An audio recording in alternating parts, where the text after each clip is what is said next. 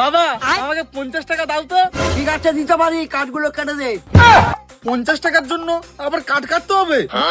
কাঠ তো বেশি নেই, মাত্র এই কটা, কেটে দাও তো। ঠিক আছে বাবা, আমি কেটে দিচ্ছি, তুমি উঠে যাও। বাবা বাবা, এই দেখো আমার হাত কেটে গেছে। ওই দেখি কিভাবে হাত কেটে গেছে বাবা। আচ্ছা এই নে 500 টাকা, তুই ডাক্তার দেখিয়ে আয়।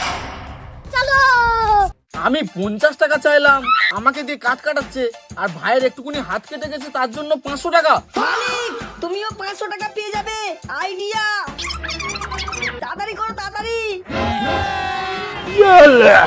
বাবা কিরে কি হয়েছে?